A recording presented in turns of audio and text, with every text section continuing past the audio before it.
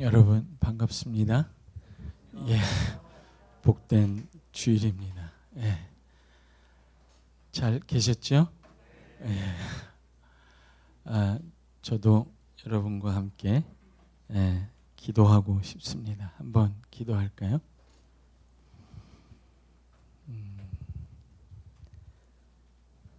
살아계신 하나님, 우리가 이 땅에 있지만 우리를 존귀한 하늘의 백성으로 불러주시고 찾아오시고 만나주시고 살려주시고 알게 하시고 치유하시고 회복하시고 온전케 하셔서 날마다 더 하나님의 빛과 사랑과 영광의 세계 안으로 걸어 들어가게 하심을 감사합니다. 이 걸음을 멈추지 않게 하시고 서로 손을 붙들고 위로하고 격려하며 아버지께서 우리에게 주신 그 영광의 나라를 다 소유하고 온전히 누리게 하여 주옵소서. 그 많은 슬픔과 고통과 애통을 뒤로하고 하나님 부르신 곳으로 힘있게 달려갈 수 있도록 성령 하나님 우리를 인도하여 주옵소서. 각 사람을 불쌍히 여기시고 성령 하나님 우리를 위로하여 주옵소서. 하나님의 말씀으로 우리를 깨끗하게 하여 주옵소서. 세상의 온갖 거짓과 내가 남을 속인 것과 내가 스스로 속은 모든 거짓에서 자유하게 하여 주옵소서. 그 거짓이 만든 모든 상처와 죄를 하나님 치유하여 주옵소서. 하나님의 말로 다 할 수 없는 사랑 안에서 하나님 아무 두려움 없이 어린아이가 어미의 품에 안긴 것처럼 두려움 없는 삶을 살게 하여 주옵소서. 주의 진리로 우리를 자유케 하셔서 하나님 모든 불필요한 염려와 걱정과 근심에서 자유하게 하여 주옵소서. 하나님, 교회를 다니지만 여전히 악한 일, 악한 생각에 빠르고 선한 일, 선한 생각에 너무나 게으른 우리의 병든 의지를 치유하여 주옵소서. 선을 향하여, 사랑을 향하여, 생명을 향하여, 영혼을 향하여 흔들림 없던 우리 주님의 의지가 우리의 의지가 되게 하여 주옵소서. 하나님의 말로도 할 수 없는 사랑을 이 시간에도 각 심령에 부어주셔서 그 사랑을 맛보고 그 사랑 안에 거하고 그 사랑으로 치유받게 하여 주옵소서. 세상의 방식이 아니라 하나님이 나를 사랑하는 방식으로 나 자신을 올바로 사랑하는 일에 성장하게 하여 주옵소서. 하나님, 나의 사랑이 아니라 하나님의 사랑으로 나에게 맡겨진 모든 사람들, 가정과 교회와 직장과 이웃을 하나님의 사랑으로 끝까지 사랑할 수 있도록 힘을, 용기를, 지혜를, 인내를 더하여 주옵소서. 하나님 보내신 곳에서 불평하기보다 착하고 충성된 종으로 고통받는 사람들과 내 앞에 놓인 세상의 고통을 끌어안고 치유하고 회복하고 온전케 하는 새하늘과 새 땅의 백성이 되게 해 주옵소서. 하나님, 진실로 간구하고 기도합니다. 하나님이 우리를 진실로 사랑하신 것처럼 우리도 하나님을 진실로 사랑하는 그 영원한 사랑 속으로 걸어 들어가게 하여 주옵소서. 우리를 인도하여 주옵소서. 각 사람을 위로하시고 사랑 안에서 진리를 가르쳐 주옵소서. 하늘의 은총과 영광으로 채워 주옵소서. 감사하며 예수님의 이름으로 기도합니다. 네, 오늘도 설교를 다 한 것 같죠? 다 했어요. 이미. 우리가 이 본문을 보듯이 베드로전서 1장 1절에서 보면 예수님이 하신 놀라운 사역은 전부 하나님이 저와 여러분을 끔찍히 사랑하셔서 그 많으신 긍휼을 베푸신 결과입니다. 저도 수많은 학생들을 만나고 성도들을 만나지만 가끔씩 그런 사람들을 만나요. 교수님, 저는 태어나서 사랑받은 적이 없어요. 아무도 절 사랑해 주지 않았어요. 그러면 물어요. 예수 믿냐고. 예수 믿는데요. 그러면 너는 하나님 아버지의 그 많으신 긍휼을 입은 자예요.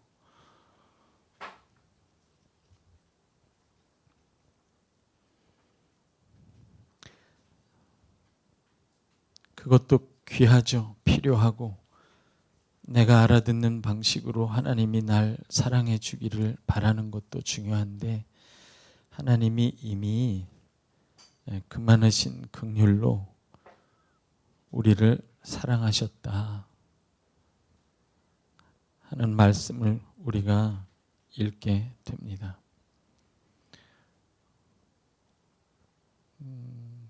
그런 사랑에 결핍이 있는 사람은 누군가 불현듯 나타나서 나를 사랑해 주기 시작하면 내가 사랑을 배우고 알고 그래서 치유받고 회복될 거라고 기대하는데 그런 일은 잘 안 일어나요. 가장 귀하고 복되고 올바른 길은 하나님이 나를 사랑하신 그 시각으로 나를 바라보기 시작하는 거예요.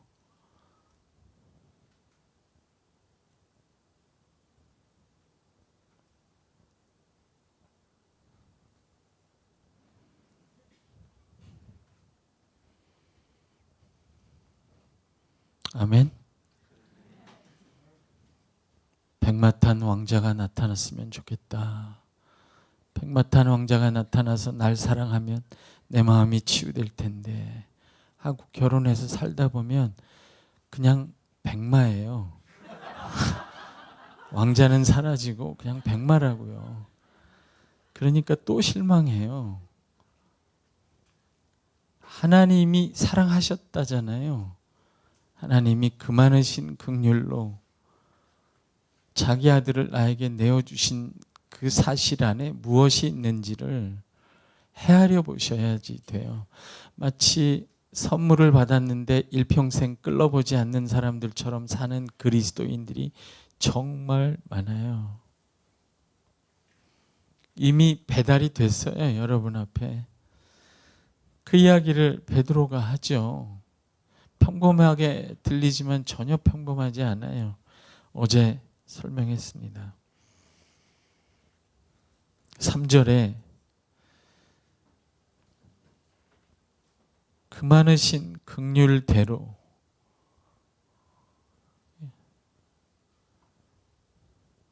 하나님이 나를 그 많으신 긍휼대로 사랑하신 증거가 그 아들이에요. 그 아들이 죽으셨어요. 여러분이 세상 모든 걸 가져도 죄에 빠지면 더러워지면 더 큰 상처가 나죠. 그래서 이것이 그렇게 큰 하나님의 긍휼의 증거라고 이야기합니다. 제가 어제도 말씀드렸어요. 성경 역사 전체가 그래요. 구약 역사가. 예수 믿고 원하는 대로 복을 받아요. 전능한 하나님을 의지하여 세계 10대 강대국이 돼요. 예수 믿고 복 받아요. 대부분 그 복 속에서 망해요. 교회도 이렇게 영적으로 말라가잖아요. 우리가 무슨 악기가 부족합니까? 음향 시설이 부족합니까?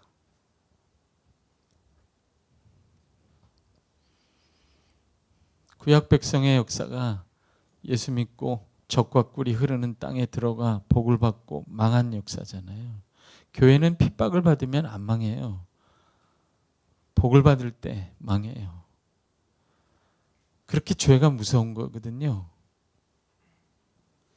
그래서 하나님이 우리를 사랑하신 증거가 그 아들이 우리를 위하여 우리를 그 죄에서 건져내시고 완전히 건져내시도록 온 세상이 죄 아래 갇혀 있는데 우리를 그 죄에서 꺼내시는 그 일이 하나님이 저와 여러분을 사랑하신 증거라는 거예요. 죄 없이 화평하게 가족이 조그만 아파트에서 통닭 가운데 놓고 둘러앉아서 먹고 마시는 즐거움이 큰 거예요. 큰 집에서. 저도 큰 집에 살아봤어요.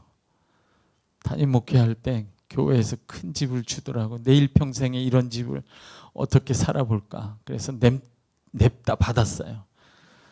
저희 집사람이 적극적으로 나섰지만 뭐 사용하는 척하다가 줬습니다. 그리고 받았는데 미국에서 3층 집이었는데 그 시기가 저희 가족이 제일 멀어졌던 시기였다고 기억이 돼요. 1층에는 아이가 살고요. 2층에는 집사람이 살고요. 3층에는 제가 있는데 서로 안 만나요. 만날 시간이 없어요. 작은 집에 살 때는 서로 부대끼고 얘기하고 또 여러분의 목소리가 들려요. 교수님, 저는 큰 집에서도 아름답게 단란하게 화평하게 살 자신이 있거든요. 그러시기를 주의 이름으로 축복해요. 아멘 하네. 근데 역사는 그렇지 않다는 걸 보여줘요. 자주. 그렇게 쉽지 않거든요. 세상이 썩은 사과 같아서 사과만 주지 않아요. 썩은 사과를 주지. 근데 그걸 가려 먹기가 정말 어렵거든요. 그래서 죽은 자 가운데서 꺼내신 것이 엄청난 은혜다. 얘기해. 제가 또 복습하나요? 이러면 진도를 못 나가니까 부활한 것도 얘기했어요. 부활절만 하지 마시고요. 예. 추석 때 정관장이 배달되지 않을 때 그럴 때 생각하시라고요. 내 안에는 죽음을 이긴 부활 생명이 있다 없다. 그걸 매 순간 경험한다면 얼마나 놀라운 일이겠어요. 예. 맨 나중에 인생의 마지막에 중환자실에 누워서 생각하지 말고 지금부터 매일 누리세요. 수많은 성도들이 예수 그리스도의 복음이라고 할 때 십자가 보혈에서 멈춰요. 그것도 아쉽잖아요, 여러분. 왜 멈추세요?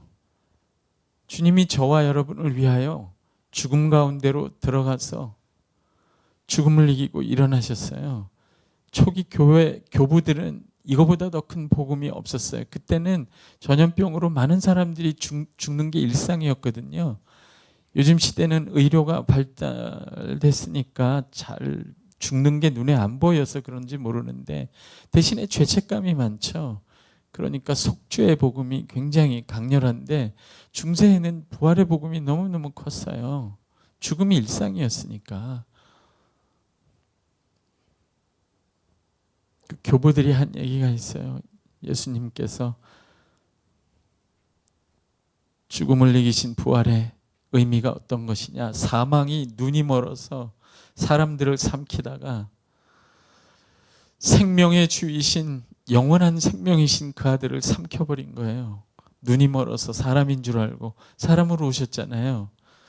그런데 마치 큰 반석, 바위 덩어리를 삼킨 것처럼 사망이 그 아들 예수 그리스도를 삼키자 반석이신 그분이 사망의 배를 찢고 나오셨다고. 사망이 사망한 사건이라고. 아까 큰 집 얘기할 땐 아멘을 여기서 했거든요. 안 하잖아요. 미안해, 부활절도 아닌데 부활 얘기를 해서. 너무너무 놀라운 소식이에요.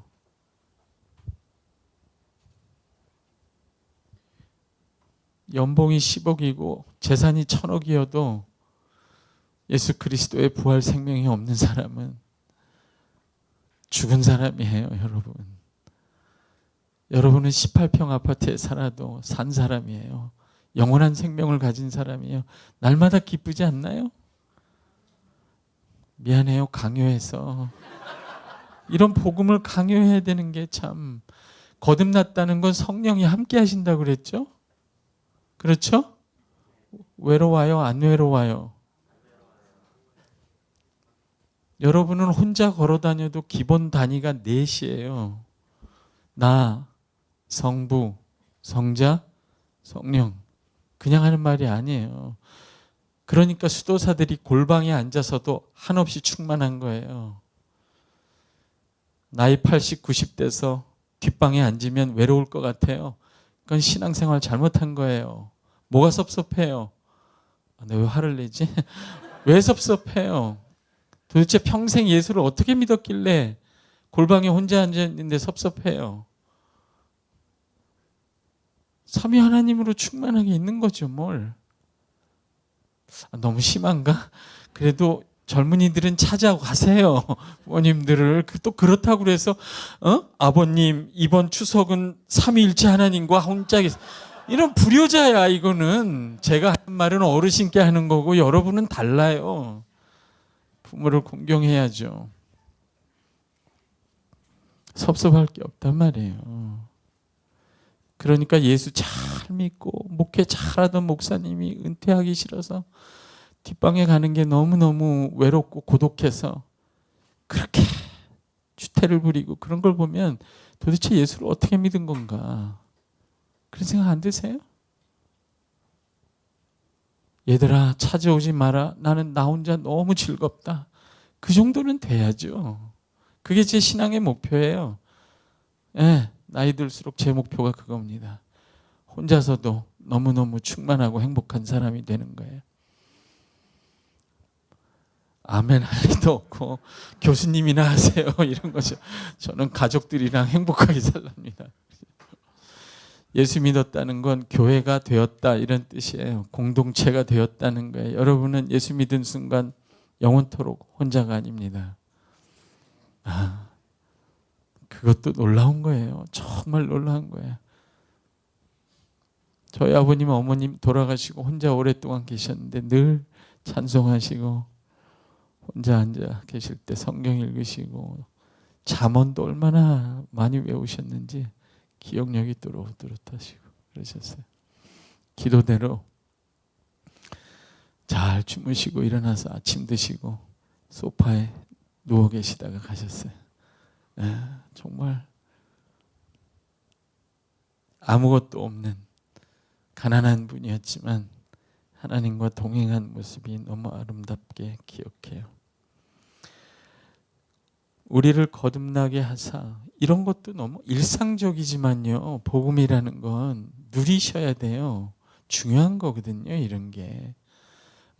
남들이 나보다 돈 많이 벌 때 그게 섭섭하지 않고 질투가 안 날 정도가 되는 거예요. 난 부활 생명이 있거든. 게다가 땅도 있잖아요. 어제 얘기했는데 어제 팔고 온 거야. 그러니까 아니 아직도 여러분 땅 부자라고 생각해요?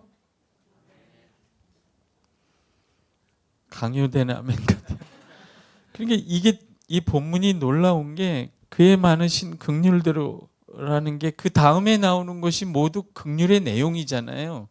하나님이 저와 여러분을 불쌍히 여기시고 무슨 대가로 준 게 아니에요. 신앙생활 잘했기 때문에 준 게 아니에요.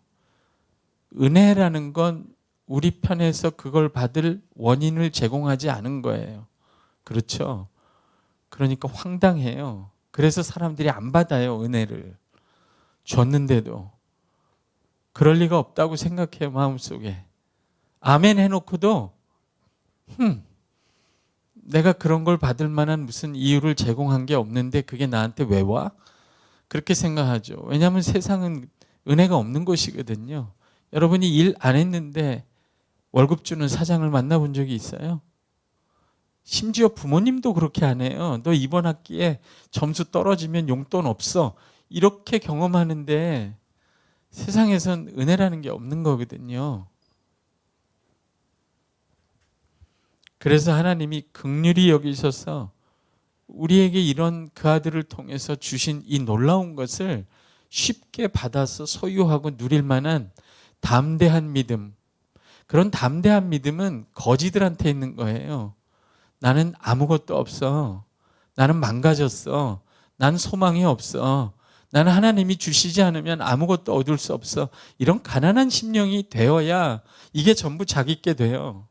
난 연봉이 10억이야. 그러면 부활생명 별로 안 부러워요. 그게 어리석은 거잖아요. 심령이 가난하기를 주의 이름으로 축복합니다.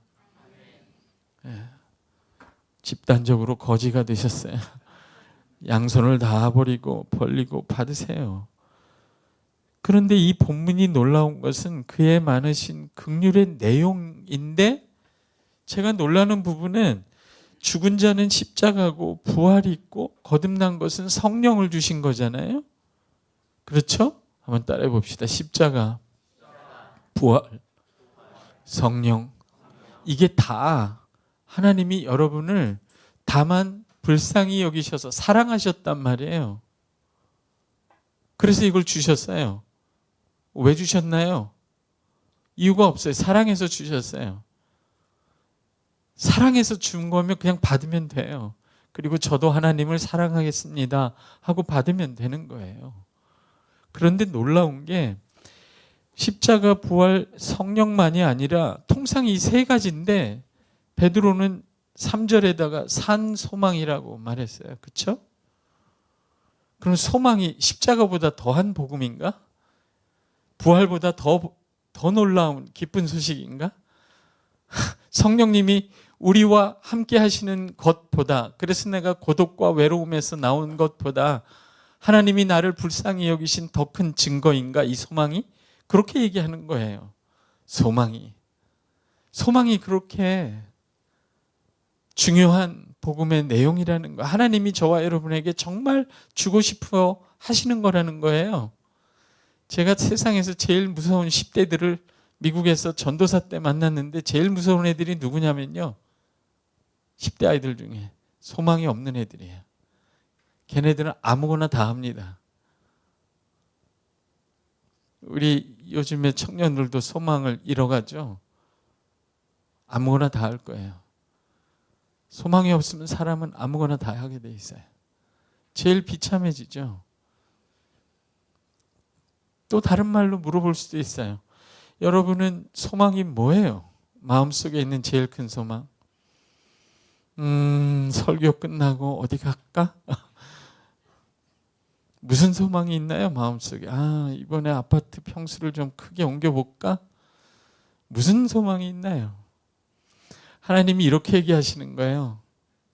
내가 너희를 너무 불쌍히 여겨서 진짜 큰 소망을 주겠다.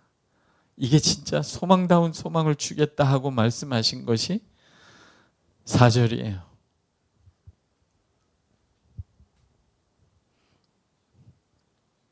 여러분, 어저께 제가 로마 시대에 사는 노예들 얘기를 좀 했죠. 그들이 소망이 있었을까요? 그 땅에? 우리나라에서도 비정규직으로 살고 차별받고 열정페이 받고 이렇게 사는 사람들 소망이 없죠. 당시 로마 시대에 이런 노예들이 무슨 소망이 있어요? 제가 여자 노예 예를 들었는데 그 주인이 연애하다가 자기 욕구를 풀기 위해서 여자 노예를 상대로 자기 하고 싶은 대로 하고 아이를 임신하면 아이가 나오면 여자는 희망을 갖죠. 그 아이에게 소망을 갖죠. 그래서 그 아이를 기르는 동안은 노예라도 그 로마 제국도 노예 생활도 살만했을 거예요. 아이를 쳐다보면 소망이 생기니까. 그런데 주인이 한 12살쯤 되면 내다 팔 수 있어요. 자기 돈이 필요하면.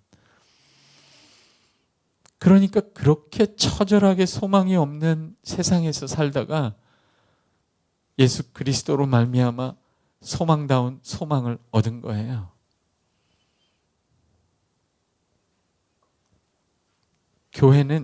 기독교는 1세기 초기 교회들은 소망의 종교였어요. 그들 자신이 진짜 소망을 갖고 있었고요. 로마 사람들이 그들을 보고 소망이라는 게 뭔지 알기 시작했어요. 아, 이런 게 진짜 사람답게 사는 거구나. 아, 이런 게 진짜 공동체구나. 아, 이런 게 진짜 가정이구나. 아, 이런 게 희망이구나.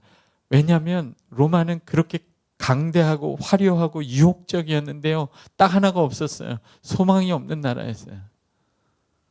소망이 없는 제국. 하나님이 4절에서 진짜 소망을 제시합니다. 이게 예수 그리스도로 말미암아 우리에게 주신 긍휼의 내용, 복음의 내용이라고 소개하는 거죠. 4절 한번 읽어볼까요? 다 같이 시작.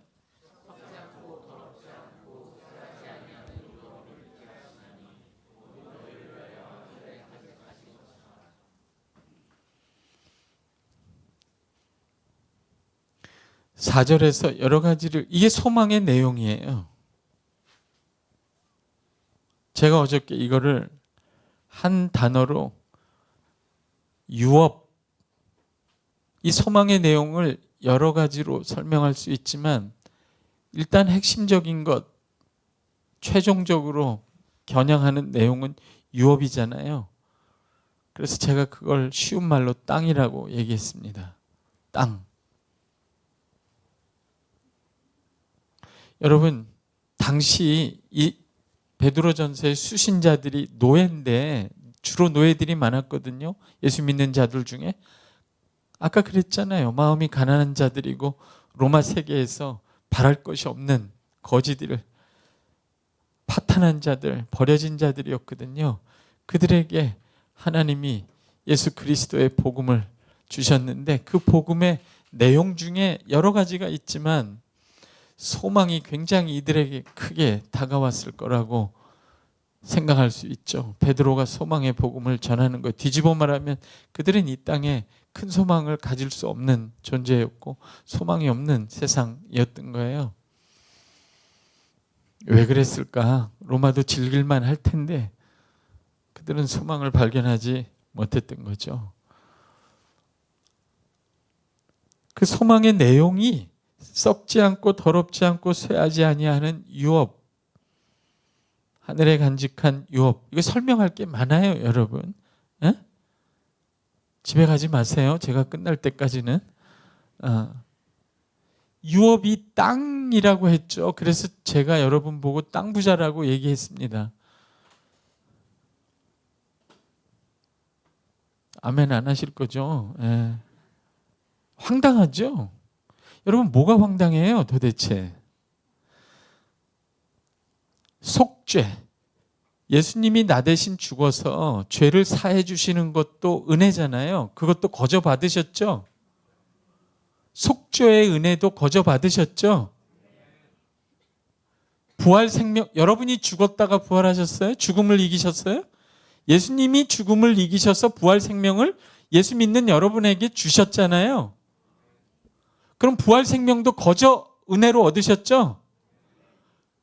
여러분이 성령을 만드셨어요? 하나님이 예수께서 죽고 부활하셔서 하늘에 오르셔서 아버지께로부터 성령을 받아 저와 여러분에게 보내셨어요. 그래서 고아와 같이 버려두지 아니하고 일평생 죽을 때까지, 이 세상 다 지나서 하나님 앞에 이를 때까지 성령님이 여러분과 동행하게 만드셨어요. 은혜죠. 성령님도 받으신 거죠? 성령님 이름이 파라클레토스예요. 옆에 계신 분이에요. 안에 계시고 옆에 계세요. 여러분은 안 떠나세요. 그 성령님도 여러분이 은혜로 거저 받으셨죠? 그러면 땅도 주셨죠? 그것도 거저 주신 거죠? 그건 왜 거저 안 받아요, 그러면? 외통수에 걸리신 거예요. 아니, 여러분이 땅 부자라는 걸, 이걸 내가 설득을 해야 된다는 게 그게 좀 아쉬워요. 그걸 왜 내가 설득을 해야 되나? 속죄가 은혜이고 복음이라면, 내가 하나님께 받은 거라면 부활 생명도 거저 받은 거고요. 그렇죠? 성령님도 거저 은혜로 받은 거고요. 그렇죠? 땅도 받으신 거예요. 유업도 받으신 거라고요. 예수 믿은 즉시 나는 죄사함을 받고 부활 생명을 받고 성령을 받고 땅을 받는 거예요. 유업을 받는 거예요. 예수 믿은 즉시 여러분은 땅 부자가 되시는 거예요. 참 나도 이런 걸 설교를 해야 되니까 믿어지시는 거죠? 부자답게 사세요?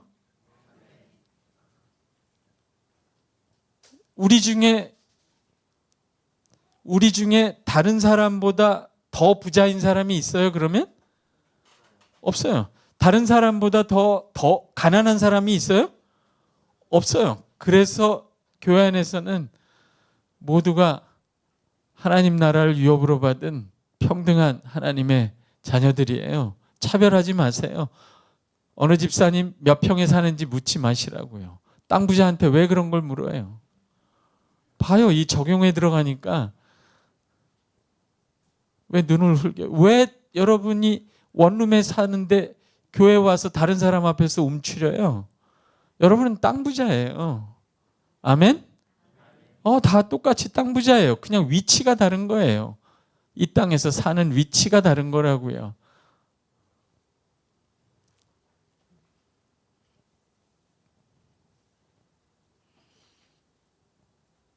그래서 구약에서도 이건 낯선 복음이 아니라고 말씀드렸어요. 그렇죠? 구약에서도 하나님이 아브라함을 불렀을 때 자녀와 땅을 약속하셨다고. 구약에서는 늘 처음부터 하나님께서 언약 백성에게 약속한 내용이에요.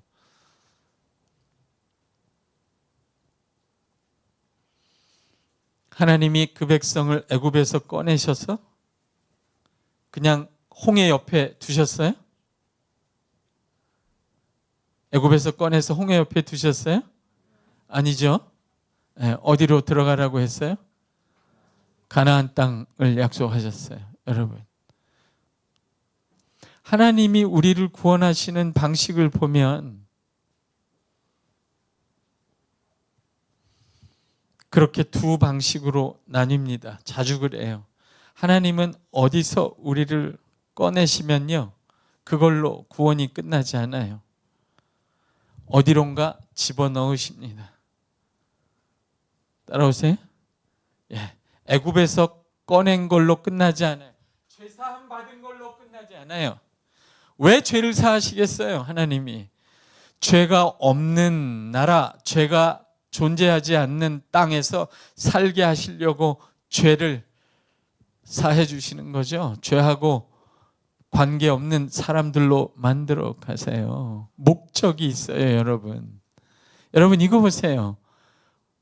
이스라엘 백성이 홍해를 건너서 이집트 노예된 땅에서 나와서 광야에서 헤매라고 하나님이 꺼낸 게 아니죠. 여러분을 세상에서 꺼내셔서 세상을 얻으라고 부르신 것도 아니에요. 하나님이 우리를 어디서 꺼내시면 어디로 집어넣으세요. 구약에서는 그게 가나안 땅인데 지금 베드로가 그 얘기를 하고 있는 것이죠. 4절에 썩지 않고 더럽지 않고 쇠하지 아니하는 유업을 있게 하시나니 그 땅을 너희에게 주셨으니,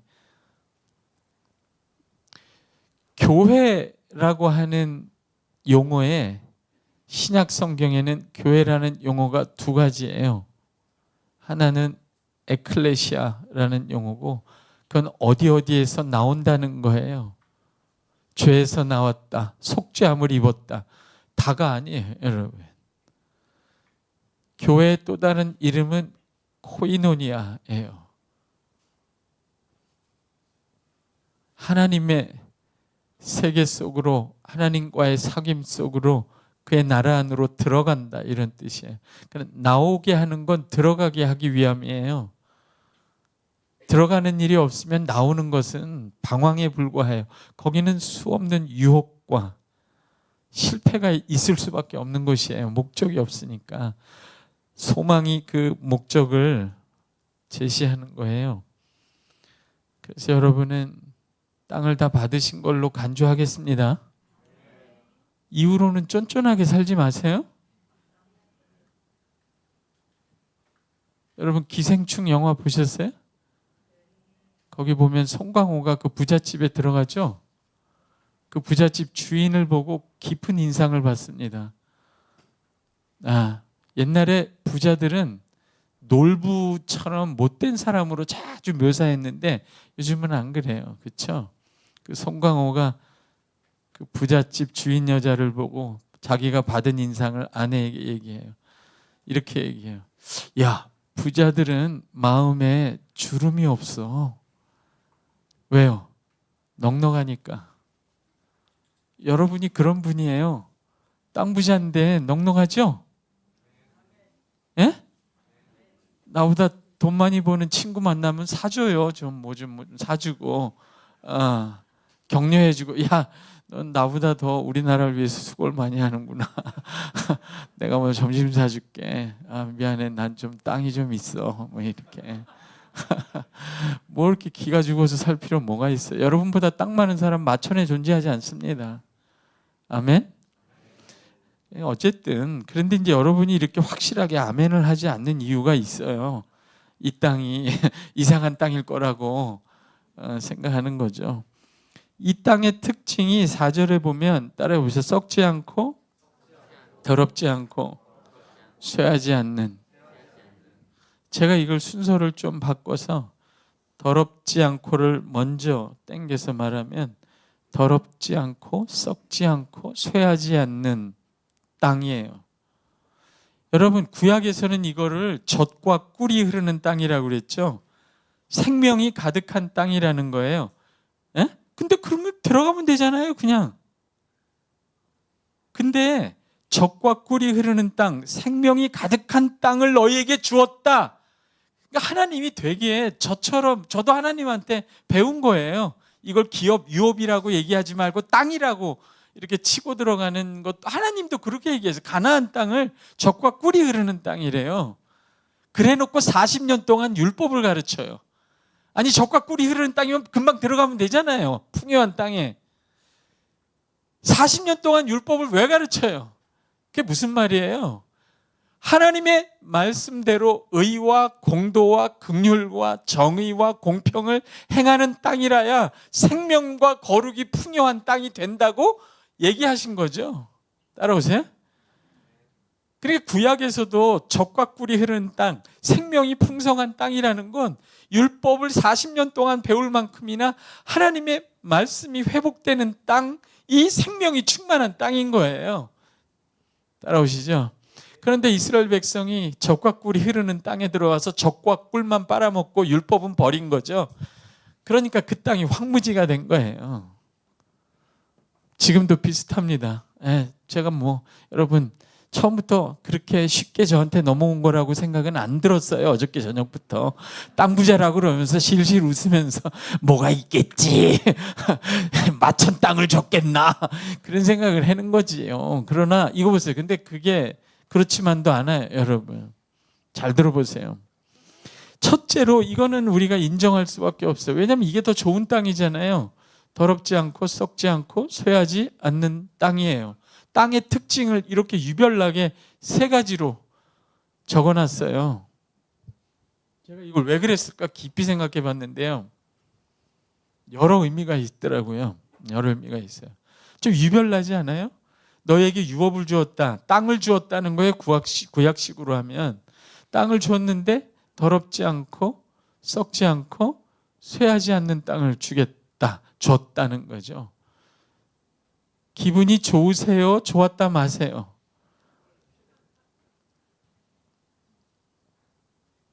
더러운 땅이 좋으세요? 더럽지 않은 땅이 좋으세요? 왜 나는 둘 다라고 들리지?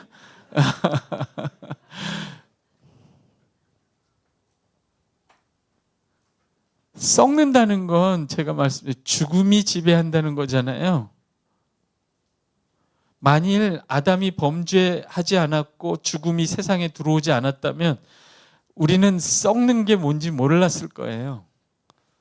썩는다는 건 죽음의 특징이거든요. 죽음이 역사한다는 뜻이거든요. 우리 육체도 썩어가잖아요. 여러분, 썩어짐이 지배하는 땅이 그렇게 좋으세요? 그냥 땅은 강남에만 있으면 좋은 거예요? 저희 장인어른이 지금 요양병원에 계신데 그 정정하던 분이 마지막이 되면 사람 얼굴이 어떻게 되는지 여러분 아시죠? 슬퍼요.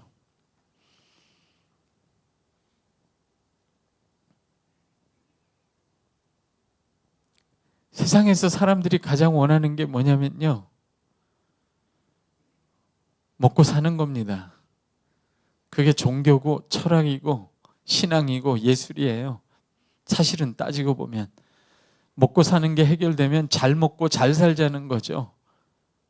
그런데 그게 세상이 추구하는 가장 큰 가치예요. 겉으로는 뭐 어마어마한 얘기를 해요.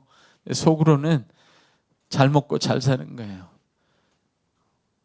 사실은 뭐 정치, 경제, 문화 엄청나게 얘기하지만 잘 먹고 잘 사는 거예요. 어차피 허무하기 때문에.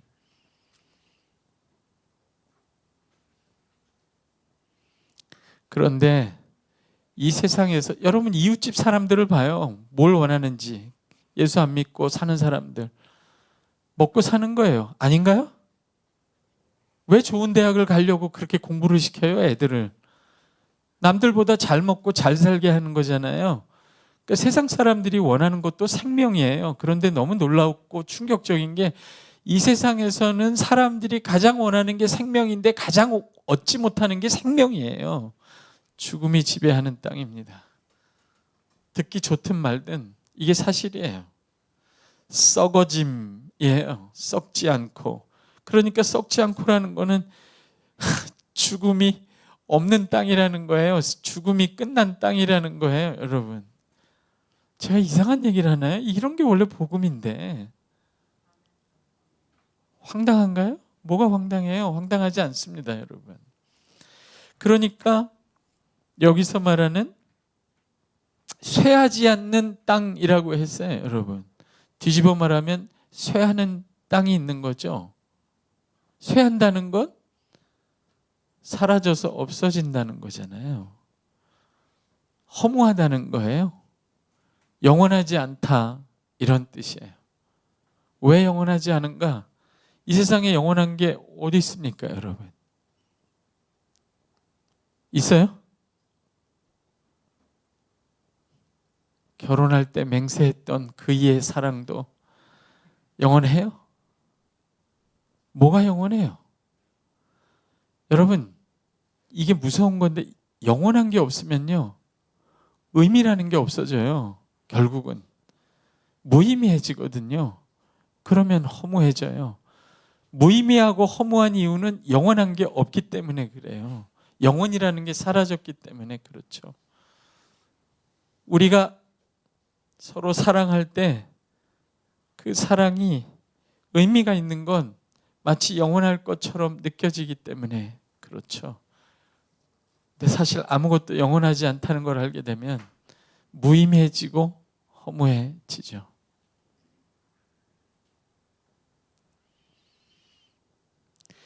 (4절에서) 썩지 않고 더럽지 않고 쇠하지, 전부 않고 이렇게 돼 있잖아요. 부정하는 거잖아요. 그건 뭔가를 뒤집어 말하는 중인 거예요. 뒤집어 말하면 그 당시에 이 베드로 전서에 이 말씀을 읽던 수신자들이 살던 그들의 세계, 로마 세계라고 하는 세상의 본질이 무엇인지를 이야기하고 그 본질과 정확히 반대되는 세상, 반대되는 땅을 말씀하시는 거예요. 그러니까 당시의 로마 제국 그 세상의 본질이 뭐라고요? 이 세 가지라는 거예요. 한번 따라해 주실래요? 더럽고 썩어지고 허무한 세상, 땅. 저는 이걸 읽다가 베드로가 너무 용감하고 놀랍다고 생각했어요. 베드로가 뭡니까? 그냥 이방인이에요. 자기 앞에는 로마 황제도 있고 로마 군대도 있고 어마어마한 당시 초강대국이에요. 지금 미국 대통령 얼마나, 여기까지만 하겠습니다. 세계에서 아무것도 보이는 것 없이 그런 강대국을 앞에 놓고 베드로가 얘기합니다. 로마 제국 앞에서 너는 더럽고 썩어지고 허무한 게 네 본질이야. 이렇게. 와, 이런 게 복음의 능력이죠. 어떻게 이렇게 담대하게 얘기할까? 여러분, 당시의 로마 제국에 쓸만한 것도 있고 무슨 악한 것만 있던 것도 아니에요. 선한 것도 있고 하나님의 법대로, 양심대로, 자연의 법대로 잘하는 것도 있었어요. 로마는 제도를 남겼죠. 그러나 그 본질을 얘기하는 거예요. 여러분, 세상에서 복 많이 받으세요. 왜 아멘 안 하지? 이제는 타이밍을 감을 잡으시는구나. 세상에서 아파트도 큰 아파트 받으시기를 주의 이름으로 축복합니다. 그래도 어쨌든 간에 틈새를. 그러나 자녀들에게 세상에서 성공하라고 가르치고 배우지만 이 성경이 알려주는 이 세상의 본질을 얘기해 줘야 돼요. 세상은 그 본질에 있어서 더러움을 스스로 벗지 못하는 곳이라고. 그래서 네가 교육을 아무리 받아도 그 교육으로는 죄에서 나올 수 없다고. 더러움을 학력으로 피할 수 있는 게 아니라고. 더러움을 권력으로, 돈으로 피할 수 있는 게 아니라고. 그 더러움에 얽매이고 죄에 얽매이면 네가 가진 모든 세상의 좋은 것도 다 망가지는 거라고 가르쳐줘야 돼요. 지금 왜 우리가 받는 땅을 더럽지 않고라고 얘기했어요? 세상의 본질이 더러움이라는 거예요. 아니, 세상이 다 더러워 보이지는 않지만 세상은 더러움에서 스스로 나오지 못해요. 오염되어 있는 곳이에요. 그래서 얘기했잖아요. 마스크 왜 쓰고 다니시냐고. 물리적으로도 세상은 오염된 곳이고 도덕적으로도 오염된 곳이에요. 그걸 더럽다고 표현하는 거예요. 로마가 얼마나 더러웠는지 아세요, 여러분? 얼마나 화려하고 위협적이었지만 더러운 거야. 예수 믿고 복 많이 받으세요 했는데 그 받은 세상 복이 더러움과 함께 와요. 그걸 분간을 못하면 세상에서 이겼으나 세상에 지는 일이 생깁니다. 성경이 예수님 보고 세상에서 승리한 분이라고 말 안 합니다. 세상을 이긴 분이라고 말하지. 세상을 이긴 거하고 세상에서 이긴 건 다른 거예요. 세상에서 남보다 경쟁해서 이겨도 세상에 지면 지는 거예요. 그래서 복음이 중요한 거죠. 그게 오늘날 우리가 보고 있는 거 아닌가요? 우리 주변에 얼마나 예수 믿고 세상에서 이긴 사람들이 많아요. 예수 믿고 세상에서 복받은 사람들이 얼마나 많아요. 그런 교회, 그런 목사님 얼마나 많아요. 세상에서 이겼고 성공했는데 세상에 지면 지는 거예요. 마귀한테 지는 거예요. 그래서 세상의 본질은 더러움이에요. 여러분 이거 보세요. 이게 제가 깊이 생각해 봤는데 왜 베드로가 이렇게 담대하게, 그 당시에 로마 제국은 상대할 대상이 없던 막강한 존재였어요. 예. 근데 그 제국의 본질을 더러움이라고 딱 규명해서 얘기하는 거예요. 그리고 너희는 더럽지 않은 나라를 받았다고. 너무나 용맹하죠. 왜 그랬냐면요, 베드로가 예수님의 십자가를 본 거예요. 예수님의 십자가가 죄를 속하는 십자가, 세상 죄를 지고 가시는 하나님의 어린 양. 예수님의 십자가가, 잘 들으세요, 이 세상의 본질을 폭로한 거예요. 이 세상의 본질은 죄라고. 제가 뭐 별 인기 없는 얘기를 하는 것 같은데 전 크게 개의치는 않아요. 더러움이 본질이에요, 세상에. 그걸 기억하셔야 돼요. 내가 말단 직원 때와는 다르게 상무, 전무가 되면 세상이 갑자기, 내 앞에 있는 세상이 갑자기 깨끗해져요? 그렇지 않죠. 더 큰 더러움의 깊이로 들어갈 거예요. 그걸 마주하게 될 거예요, 여러분. 그게 세상의 본질이기 때문에. 안 그랬으면 예수님이 왜 십자가에서 죽으셨겠어요? 그러니까 더럽지 않고라고 얘기한 건 뒤집으면 세상의 본질을 드러낸 거예요. 여러분, 세상이 그렇게 만만하지도 않고요, 호락호락하지도 않아요. 여러분, 세상을 살다 짐승을 만나본 적 있어요? 세상을 살다 음녀를 만나본 적 있어요?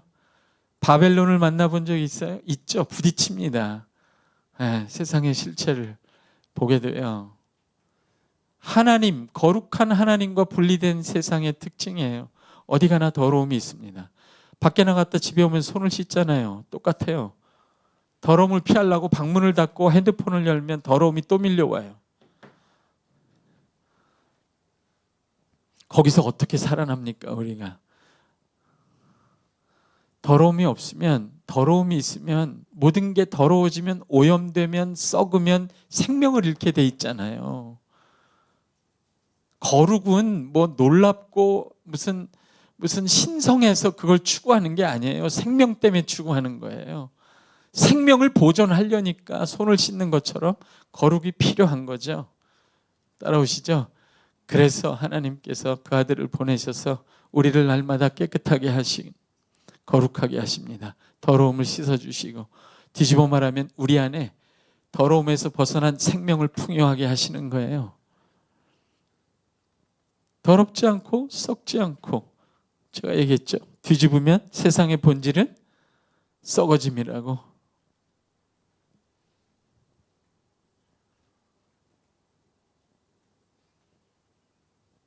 쇠하지 않는 게 있나요? 허무하지 않은 게 있나요? 세상에서 영원하지 않은 게 있나요? 일장춘몽이라고 하지 않던가요? 여러분, 허무함이 세상의 본질입니다.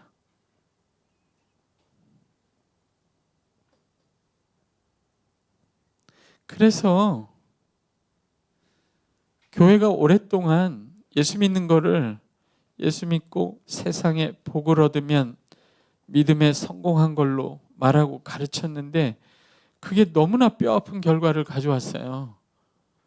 예수 믿고 복 받고 세상을 얻었는데 세상처럼 더러워지고 썩어지고 허무해진 거예요. 그러기가 쉽게 된 거예요. 그걸 우리가 도처에서 보고 있는 거잖아요. 예수 믿고 복을 많이 받았는데 그렇게 복 받은 사람들이 더러워지고 썩어지고 허무해지니까 그 안에 영적 생명들이 다 빠져나가죠.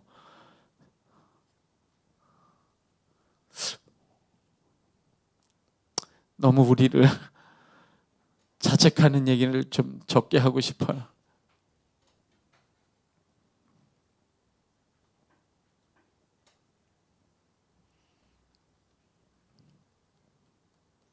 진짜 복이 뭔가, 진짜 이런 생각 해볼 필요 있어요. 진짜 소망이 뭔가.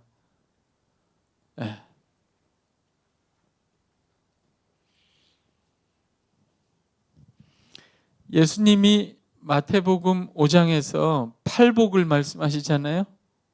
그렇죠? 여러분, 똑같은 복인데요, 팔복을 이상한 복이에요. 제 설교처럼 이상해요. 가난한 자는 복이 있다. 애통하는 자가 복이 있다. 의에 줄이고 목마른 자는 복이 있다. 우리가 복이라 할 때 그런 복 얘기 안 하잖아요. 예? 삼박자 구원할 때 그런 얘기 안 하잖아요. 건강, 재물, 사업의 축복 그런 얘기 하잖아요. 근데 이거 보세요. 예수님이 팔복을 얘기할 수밖에 없었던 이유도 여기 있어요. 하나님이 세상을 창조하고 복을 주셨을 때, 하나님이 세상을 창조하고 복을 주셨을 때는요, 그냥 생육하고 번성하라 그러면 돼요. 그렇죠? 아직 죄가 들어오지 않았잖아요. 아직 사망이 들어오지 않았잖아요. 아직 하나님이 사람들과 함께 계시잖아요. 그러면 생육하고 번성한 게 복이 돼요. 그런데 아담이 범죄하고 이거 봐요. 죄가 들어와서 더러움이 들어오고 사과가 더러워지고 썩기 시작했어요. 제가 오늘 설교 끝나고 여러분 집 앞으로 택배를 하나씩 보내드릴까요? 썩은 사과 한 트럭씩? 좋으세요? 세상에서 우리가 복이라고 얘기하는 건 더럽혀지지 않고 썩어지지 않고 허무함이 깃들지 않은 복은 존재하지 않아요. 그러니까 왜냐하면 세상 자체가 죄와 죽음과 허무가 들어온 세상이에요. 따라오세요? 이래서 내가 약간 이해가 돼. 오늘날 청년들이 결혼하지 않으려고 하고 아이 안 낳으려고 한 게 좀 이해가 돼요. 세상이 너무 험하니까 여기다가 아이를 덜컥 내놓아가지고 이거 어떻게 하겠어요? 느끼는 거죠? 불안한 거죠? 맞나요? 아닌가요? 그러니까 복도 액면 그대로 복일 수가 없는 거죠. 그렇죠? 그러니까 예수님이 팔복을 얘기할 수밖에 없어요. 복을 재정의할 수밖에 없어요. 그렇죠? 차라리 애통하는 것이 복이 있다. 의에 줄이고 목마른 상태가 복이 있는 상태다. 그렇게 얘기할 수밖에 없는 것이죠.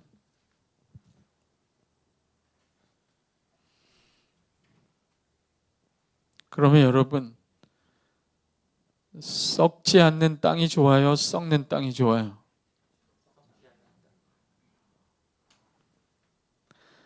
그래도 둘 다죠?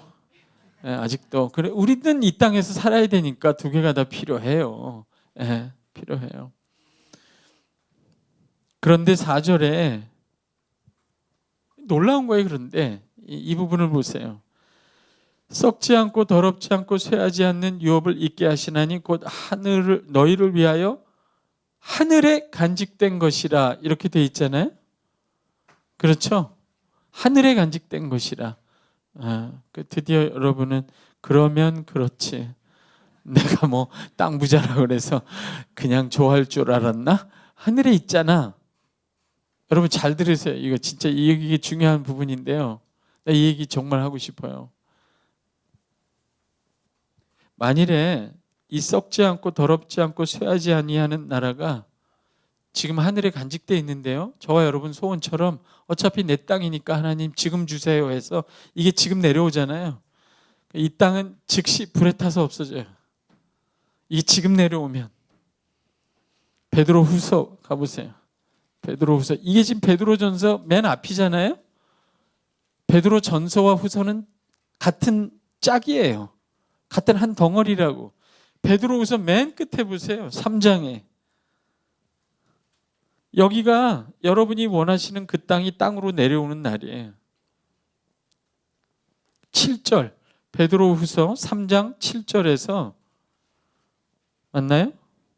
3장 7절 아니군요. 3장 10절 11절 12절 13절 베드로후서 3장 10절에서 13절까지 한번 읽어봅시다. 시작.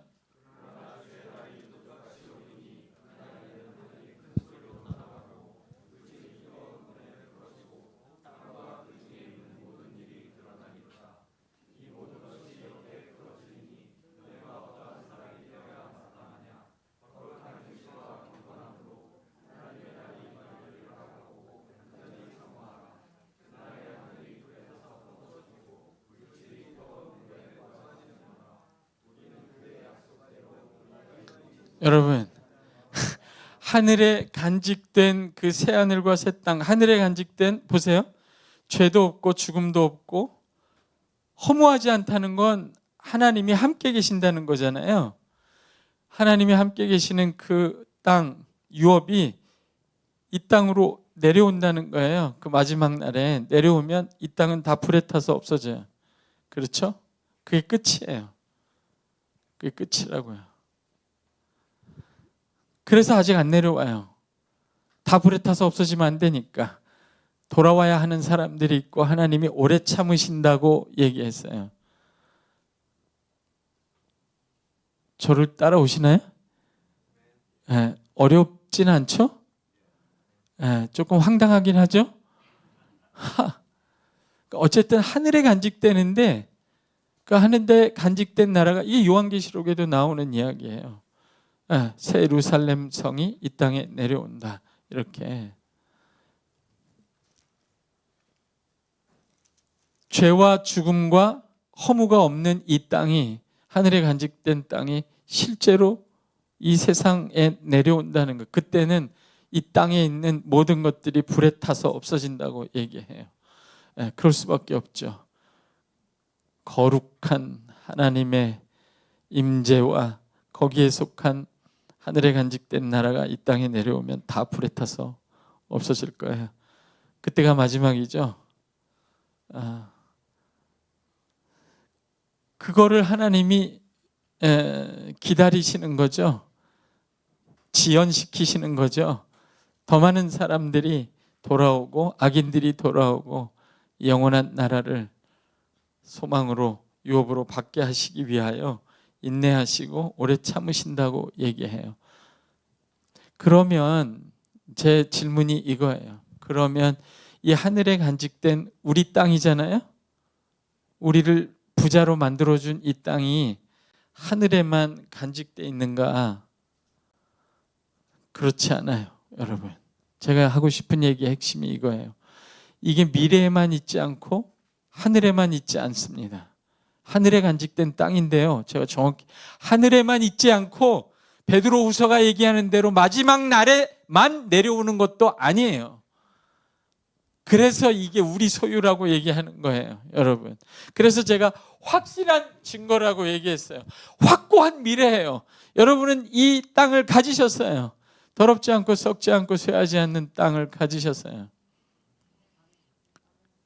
죄도 없고, 이게 진짜 거짓말 같죠? 우리 한 번도 경험해본 지 죄도 없고 죽음도 없고, 여러분 허무하지 않다는 거, 하나님이 영원하신 하나님이 우리와 친히 함께 있기 때문에 허무하지 않는 거예요. 그렇죠? 허무하다는 건 영원한 게 없다는 거잖아요. 영원한 하나님이 없으니까 뭘 해도 허무해요, 이 땅은. 근데 이 하늘에 간직된 땅의 특징은 더럽지 않고 썩지 않고 쇠하지 않는다는 거예요. 죄도 없고 죽음도 없고 하나님이 영원히 함께하는 땅이라는 거예요. 근데 이게 지금 문제가 뭐냐면 하늘에만 있다고 생각하는 거잖아요. 그리고 종말에 우리가 읽어본 것처럼 베드로후서의 마지막 날에 내려오는 거지. 그럼 그동안 나는 이 땅에서 땅 없이 지내야 되잖아. 이렇게 얘기하는 거잖아요. 교수님 어차피 이거 돌아온 거 아니에요? 꽝 아니에요? 이런 거잖아요. 내가 받은 이 땅이 하늘에 있고 마지막에 내려올 거라면 지금 내가 살아가는 이 세상에 무슨 관계가 있냐고 얘기하는 거잖아요. 그 부분을 얘기하려고 하는 거예요. 제가 이걸 읽다가 놀란 부분이 그거예요. 하늘에 간직돼 있어요. 예비돼 있어요. 이미 다 만들어졌어요, 여러분. 여러분 하나님이 새하늘과 새 땅을 만드는 건 일도 아니에요. 전능하신 분인데 문제는요, 그 더럽지 않고 썩지 않고 허무하지 않은 나라에서 하나님과 영원히 살 사람들이 준비가 안 되는 게 문제예요. 왜냐하면 우리는 영원히 여전히 더러운 게 좋고 죽음의 종로를 타는 게 무섭지만 그게 편하고 하나님 없이 사는 게 즐겁거든요. 하나님의 백성이 준비가 안 된 거지. 새하늘과 새 땅은 하나님은 준비하셨어요. 예비돼 있어요, 하늘에. 근데 놀라운 게 뭐냐면 이 하늘에 간직된 땅의 특징이 세 가지잖아요. 썩지 않고 더럽지 않고 쇠하지 않는 건데 그 3절에 나오는 예수 그리스도의 사역도 정확히 세 가지예요. 제가 설교하면서 여러분한테 얼핏 많이 던졌어요.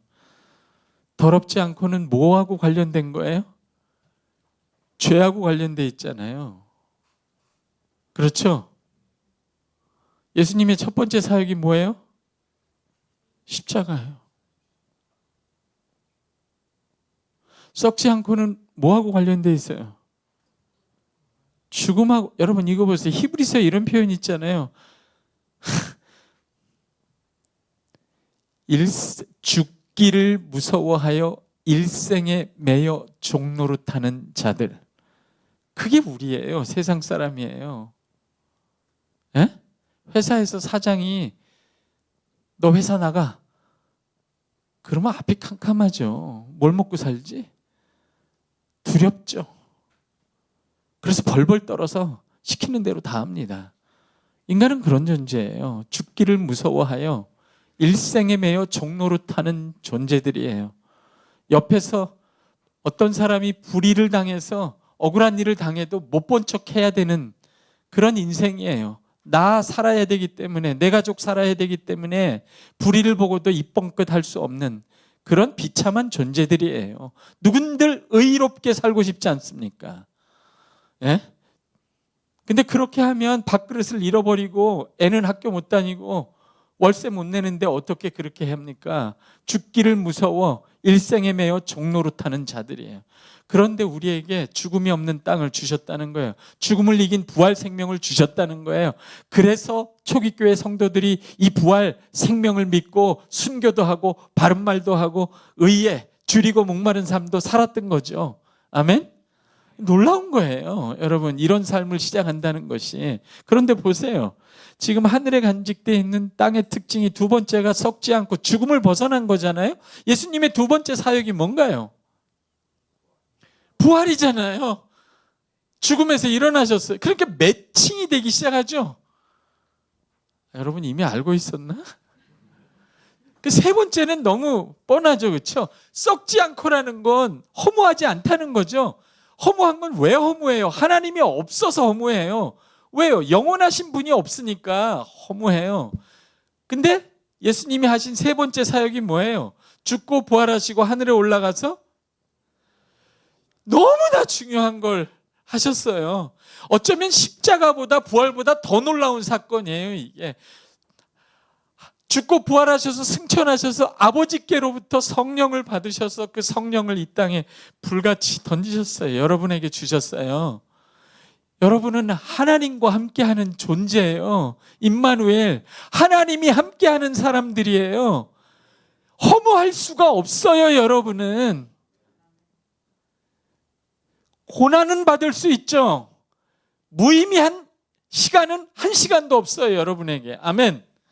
모든 시간이 다 의미가 있습니다. 여러분에겐. 세상 사람들은요, 돈 많이 벌고 권력을 가져서 고통을 피할 수는 있어요. 그러나 허물을 피할 수는 없어요. 무의미합니다. 편하게 살 수는 있지만 무의미해요. 허물을 피할 수는 없다고요. 여러분은 고난을 받을 수 있고 불편하게 살 수 있지만 매 순간이 합력하여 선을 이루어요. 매 순간이 전부 의미가 있어요. 왜냐하면 하나님이 동행하는 삶이기 때문에 그래요.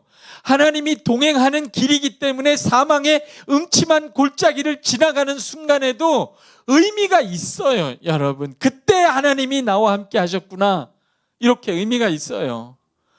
그때 하나님이 이런 분이셨구나, 그때 하나님이 나를 업고 오셨구나. 아멘? 아하, 이게 다른 점이에요. 세상 사람들은 고난을 피할 수 있지만 허물을 피할 수는 없어요. 여러분은 고난을 피할 수 없을진 모르지만 허무하진 않아요. 매 순간이 영원토록 의미가 있어요. 여러분, 한 시간도 무의미한 시간은 여러분에게 존재하지 않습니다. 영원한 하나님이 함께 하시거든요. 따라오세요. 그건 뭐 때문이요? 성령님이 여러분과 함께 하시기 때문에 그래요. 아멘? 여러분, 인생은 무의미하지 않아요. 그러니까 예수님이 하나님께로부터, 아버지께로부터 성령을 받아 이 땅에 성령을 주셨잖아요, 교회에게.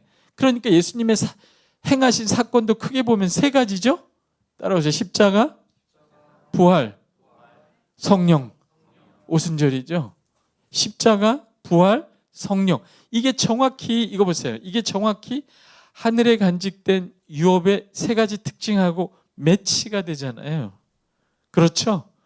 하늘에 간직된 땅, 여러분이 받은 땅의 특징을 이렇게 세 가지로 얘기하잖아요. 내가 왜 이렇게 열심히 하지? 하나님 백성이니까 그래요. 여러분이 가난하지 않다는 얘기를 하고 싶어요. 너무나 황홀하고 놀라운 영광을 받았다는 얘기를 하고 싶어요. 여러분은 겉모습하고 상관없이 비교할 수 없이 빛나는 존재들이에요. 개똥벌레가 아니라고요. 빛나는 존재야. 어마어마한 존재예요. 세상에 이런 걸 가진 존재가 어디 있어요? 하늘에 간직된 유업이라는 게, 땅이라는 게 하늘에 간직된 유업의 특징이 세 개인데, 더럽지 않고 썩지 않고 쇠하지 않는 건데, 이거 보세요. 더러운 거는 십자가하고 매칭이 되고, 썩지 않는 건 부활이고, 그 다음에 쇠하지 않는 건 성령이에요. 그럼 이게 무슨 뜻입니까? 제가 일어나야 되나? 무슨 뜻입니까, 여러분? 그 하늘에 간직된 여러분의 땅 유업을 그 아들 예수 그리스도가 하늘로부터 이 땅에 내려와서 그 더럽지 않고 썩지 않고 쇠하지 않는 땅의 실체를 그의 십자가와 부활과 성령을 주심으로 그 아들을 믿는 여러분 안에 주신 거예요. 그러니까 하늘에만 간직되어 있는 게 아니라 예수 그리스도를 믿는 여러분 안에 있는 거예요. 이 하늘에 간직된 땅의 실체가 여러분 안에 있다고요. 아멘? 따라서 내 안에 땅 문서 있다. 이렇게 얘기를 해야 알아듣나? 이 땅 문서는 장롱에 있는 게 아니에요. 도둑놈들이 다 알아요. 땅 문서 장롱에 있는지. 다른 데다 감추세요 좀 제발. 농담이고. 장롱에다 안 감추나 요새는? 이 땅 문서는 어디 있어요? 하늘에 간직된 여러분의 땅 문서는 어디 있어요? 예수 믿는 여러분의 심령 안에 있어요. 여러분 예수 믿는 예수님이 여러분 안에 거하시면 예수님의 십자가도 여러분 안에 있죠. 그렇죠? 예수님의 부활 생명도 있죠. 그 예수님이 여러분에게 주신 성령님도 계시죠. 땅 문서가 무려 3장이야. 3편의 땅 문서. 제가 만든 말이 아니에요. 바울이 한 얘기예요. 바울이 성령을 보고 뭐라고 그랬는지 알아요? 장차 올 것의 보증이라고 했어요. 십자가도 마찬가지고 여러분이 누리고 있는 부활 생명도 마찬가지고 여러분이 소유한 성령도 마찬가지예요. 여러분은 불가피하게 땅 부자예요. 부인할 수 있는 사람 손 들어봐요. 내가 땅 부자라는 걸 부인할 수 있는 사람 손 들어보세요. 그건 내가 예수 안 믿겠다는 말하고 똑같은 거잖아요. 불가능합니다. 따라해보세요. 나는 어쩔 수 없이 땅 부자다. 그래서 그 영화가 요새 어쩔 수 없다. 여러분은 어쩔 수 없이 땅 부자야. 아니고 싶어도 부인할 방법이 있어요, 없어요? 있어요, 없어요? 없어요. 부인할 수가 없어요. 여러분 세상에 어떤 사람이 더 좋은 아파트 사서 그게 부러우면요, 집에 가서 이렇게 만져봐. 여기 땅 하나, 둘, 셋, 땅 문서 있지. 의심할 수가 없어요. 내가 땅이 있다는 게 그 땅의 특징이 더럽지 않고 썩지 않고 쇠하지 않는 땅인데. 따라오세요. 그럼 여러분 진짜 부자예요, 아니에요? 여러분 이거보다 더 괜찮은 땅을 가질 수 있어요? 우리나라에서 제일 비싼 땅이 어디라고 해요?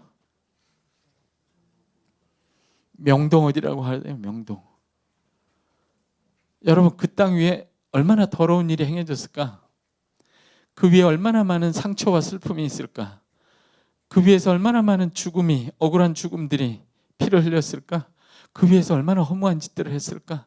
그래도 그 땅이 그렇게 좋아요? 그 땅 사서 그 위에서 그렇게 더럽고 썩어지고 허무하게 사는 게 좋아요? 여러분 이건 그냥 공중에 붕 뜬 얘기가 아니에요. 더럽지 않고 썩지 않고 쇠하지 않는 땅이 여러분 안에서 경험되고 있고 만들어지고 있어요. 여러분의 심령 자체가 새하늘과 새 땅의 일부예요. 여러분이야말로 일어나면 안 돼요. 여러분이야말로 일어나면 시간이 여러분이야말로 더럽지 않고 쇠하지 않고 썩지 않는 땅에서 사는 게 어떤 삶인지를 살기 시작한 사람들이에요. 아멘. 그러니까 이 땅은 존재할 수밖에 없어요. 하늘에 존재하고 이 땅에 내려옵니다. 그날이 옵니다. 왜요? 이거 봐요. 더럽지 않고 썩지 않고 쇠하지 않는 땅을 누가 이 땅에 가져왔습니까? 이 더럽고 썩어지고 허무한 세상 한복판에 이 더럽지 않고 썩지 않고 쇠하지 않는 땅, 하늘에 간직된 하나님이 예비하신 이 땅을 이 세상에 누가 갖고 왔어요? 예수님이 갖고 왔어요. 십자가로 갖고 왔어요. 그래서 그날에 예루살렘에 죄를 씻는 샘이 터진다고 했어요. 이 더러운 땅에, 아무도 죄를 이길 수 없는 땅에, 아무도 더러움에서 스스로 벗어날 능력이 없는 땅에 죄를 씻는 샘을 갈보리 위에서 터뜨렸어요. 이 더러운 땅에 더럽지 않은 나라가 임한 거예요. 하늘나라가, 하나님 나라가 가까이 왔다, 이렇게 얘기하신 거예요. 그리고 부활하셨어요. 죽음을 이기셨다고. 죽음이 가득한 땅에서 죽음을 이긴 부활 육체로 살아나셨어요.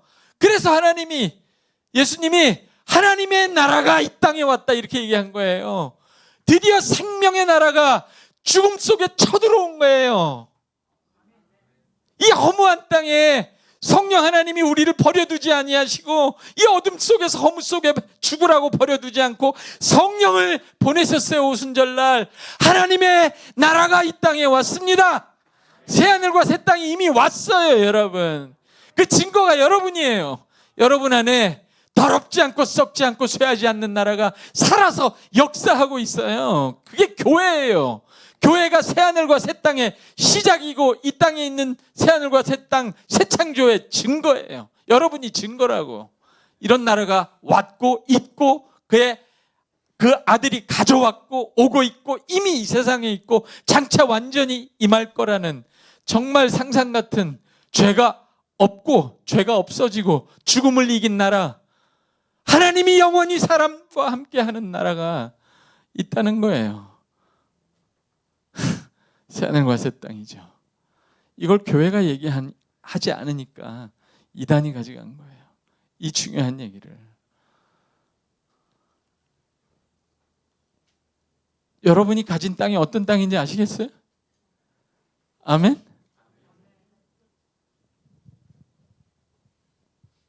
이걸 부인할 방법이 있어요? 여러분이 이미 가졌고요. 이제 뒤로 돌아갈 수도 없고요. 이제 가난해질 수도 없어요. 방법은 하나예요. 그럼 어떻게 해야 돼요? 이제 첫째, 땅 부자로 사세요. 세상이 부러우세요? 아니, 어떻게 세상이 부러워요? 말이 돼요? 세상이 부러워요? 부러울 수가 있나? 어떻게 더럽지 않은 땅을 가진 사람이 더러운 땅을 가진 사람을 부인합니까? 부러워합니까? 그게 가능해요? 이 대답을 안 하시기로 했나? 아니, 생명이 지배하는 땅을 가진 사람이 죽음이 가득한 시체가 널린 땅을 가진 사람들을 왜 부러워합니까? 부러워해야 돼요? 부러워요? 하나님과 영원히 함께 있는 땅을 가진 사람들이 하나님 없이 온갖 허무한 일로 인생을 낭비하는 사람들이 부럽습니까? 그 땅이 부러워요? 제가 너무 부러운 게 불신앙이에요. 그게 부러울 수가 없어요. 어떻게 부러워요?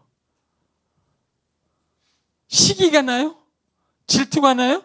어떻게 그럴 수가 있어요? 이거 봐요. 베드로전서 2장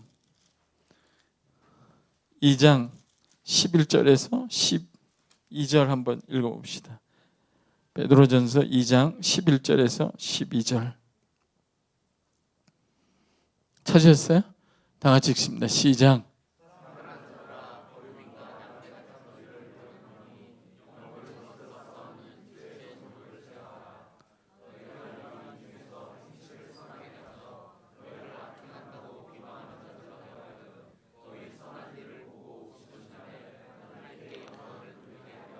그 11절에 보면 사랑하는 자들아 이렇게 얘기하죠. 사랑을 받은 자들아 이런 뜻인 거예요. 하나님께 사랑을 받아서 내가 사랑할 수밖에 없는 사랑받은 자들아, 긍휼을 입은 자들아, 이런 뜻이죠. 우리가 어제 했던 대로 너희가 거류민과 나그네, 옛날 성경으로 하면 나그네와 행인 같은, 드디어 나그네와 행인이 되는 거죠. 안 될 방법이 있나? 여러분, 방글라데시 여행 가면 거기서 영원히 살아요? 갔다 오는 거죠? 왜요? 내가 한국이 내 조국이기 때문에 그런 거죠. 마찬가지로 내가 더럽지 않고 썩지 않고 쇠하지 않는 나라를 가진 존재인데 더럽고 썩어지고 허무한 세상에서 나그네와 행인밖에 더 되겠어요? 그러니까 여기서 나그네와 행인이 되라고 하는 건 여러분 보고 헌신해라, 경건하게 살아라, 희생해라, 이런 소리가 절대로 아닌 거예요. 이거밖에 할 게 없어요. 나그네와 행인밖에 할 게 없다고요. 이 세상이 이 세상하고는 비교할 수 없는 거를 얻었기 때문에 홀가분하게 나그네와 행인이 되는 거죠. 왜 이렇게 내가 외로워지지 점점? 너무 시간이 오래됐구나. 이제 집에 가야 되는구나. 나그네와 행인처럼 살아라가 의무예요. 이 방법밖에는 다른 방법이 없어요. 그리고 그럴 수밖에 없어요. 즐겁게 할 수밖에 없는 거예요. 왜? 희생해서? 아니요. 더 많은 걸 가졌기 때문에 그래요. 하나님은 우리에게 은혜를 주지 않고 요구하는 법이 없습니다. 여러분, 그렇게 생각하지 마세요. 하나님은 우리에게 은혜를 주지 않고 뭔가를 요구하는 법이 없어요. 저절로 나그네와 행인이 됩니다. 나그네와 행인으로서, 그러면 여기서 더 길게 얘기하기는 어렵죠. 한 가지 분명한 건 이거예요. 틀림없이 우리는 내가 받은 이 땅이 더럽지 않은 나라, 썩지 않는 나라, 쇠하지 않는 나라이기 때문에 세상의 더러움과 부딪힐 수밖에 없어요. 그렇지 않겠어요? 그렇죠. 세상의 더러움과 부딪힐 수밖에 없어요. 이제 이게 나머지 문제죠. 이걸 어떻게 해야 되는가 하는 거죠. 세상의 썩어짐과 부딪힐 수밖에 없습니다. 죽음이 주는 두려움, 공포 때문에 의의 길을 버리고 남을 속이고 신앙을 버리는 유혹, 이런 거죠. 나 먹고 살자고, 나 잘 되자고, 죽음이 두려워 신앙을 버리고 의를 버리는 위험, 이런 데 부딪히죠. 더러움, 두려움. 나머지는 뭐겠어요? 이 의미 없는 세상, 쇠하는 세상, 허무한 일. 성경에 나오죠. 놀기를 좋아하는 자는 살았으나 죽었느니라. 예수 믿고 받은 복으로 전부 노는 데 써요. 노는 게 나쁜 건 아니에요. 너무너무 좋죠. 쉬어야 되죠, 우리도. 그런데 허무한 일에 휘둘리기가 너무너무 쉬워요. 너무너무 쉬워요. 세상은 허무한데 우리가 받은 복으로 허무한 일에 휩쓸려서 아무것도 남지 않기가 쉬워요. 사랑은 영원하고 사랑하는 일은 영원히 남는 건데 거기에 시간을 보내는 것보다는 그 많은 복으로, 세상은 우리에게 복을 주지만 그 복은 기억하세요. 더러움과 썩어짐과 허무함하고 같이 온다는 사실을. 그래서 이 싸움이 어려운 거예요. 그래서 우리는 더러움과 싸울 수밖에 없고 두려움과 싸울 수밖에 없고 허무함과 싸울 수밖에 없죠. 쉽습니까? 어렵습니까? 어려운 여러분을 위해서 한 본문만 더 보겠어요. 왜 이렇게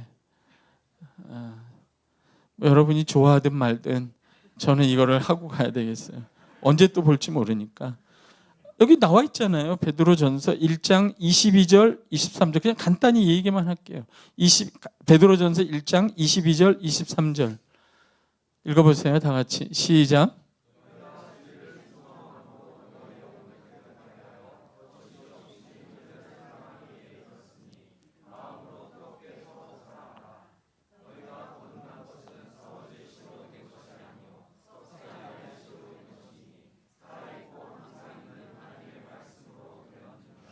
제가 이 본문을 읽다가 너무너무 흥미롭고 놀라웠던 건 뭐냐면 두 가지예요. 첫째는 여기서 말씀을 묘사하는 방식이에요.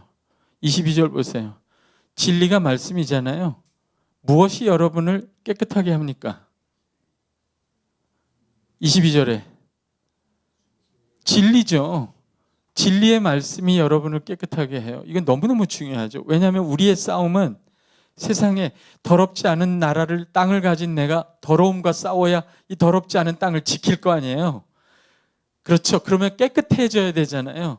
무엇이 우리를 깨끗하게 만듭니까? 여기에. 그렇죠. 말씀이에요. 그러면 여러분 똑똑하시니까 나머지 두 개도 연속적으로 나오지 않을까? 추정이 가능하지 않아요? 그 말씀을 묘사하는 설명을 보세요. 23절에 썩어질 씨로 된 것이 아니요 썩지 아니할? 이거 의도적인 거 아니에요? 일어나면 안 돼요. 일어나면 오래 한다는 뜻이거든요. 여러분을 위해서 앉아 있을게요. 썩지 않는다고 하잖아요. 이게 똑같은 표현이에요. 근데 이걸 여기다 쓴다고? 그러면 연관이 있어요, 없어요? 내가 받은 것도 썩지 않은 나라인데 내가 거듭난 것도 썩지 아니할 씨로 되었다고. 그래서 거듭난 내 영적 생명 안에 이 썩지 아니할 씨, 하나님의 말씀이 심어져 있다고. 와, 그러면 난 썩어지는 세상을 이겨요, 못 이겨요? 이기죠. 뭐 때문에 이겨요? 그 말씀 때문에 이겨요. 말씀 자체가 썩지 아니할 씨라고. 말씀 자체가 죽음을 이기는 생명의 말씀이라고요. 그게 여러분이 거듭날 때 너희가 거듭난 것은 썩지 아니할 씨로 되어 있다, 이렇게 얘기하잖아요. 참. 거듭났다는 건 영적 생명을 받았다는 건데 그게 썩지 아니할 씨로 됐다는 건 썩지 아니할 씨, 그 생명의 말씀이 여러분의 영적 생명 안에 심어져 있다는 거예요. 씨앗이라고 표현하잖아요. 어디에 떨어졌겠어요? 여러분의 심령 안에 떨어졌어요. 지금 내가 왜 이 얘기를 해요?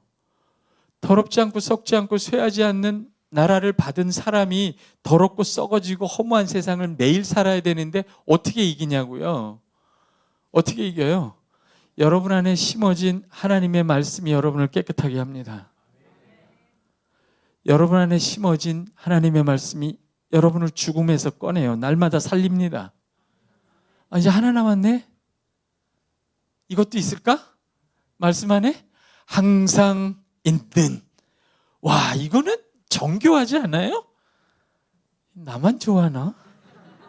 아니, 왜 하늘에 간직된 유업도 세 가지로 특징으로 묘사하고 말씀도 왜 세 가지 특징으로 묘사하냐 말이에요. 왜 묘사해요?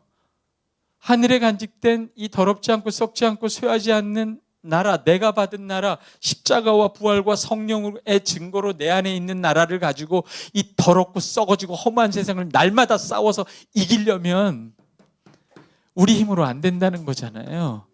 이 말씀이 우리 안에서 우리를 깨끗하게 하고 살려내고 날마다 영원토록 영원한 생명을, 영원한 길을 가도록 이 말씀이 우리 안에서 역사하는 거예요.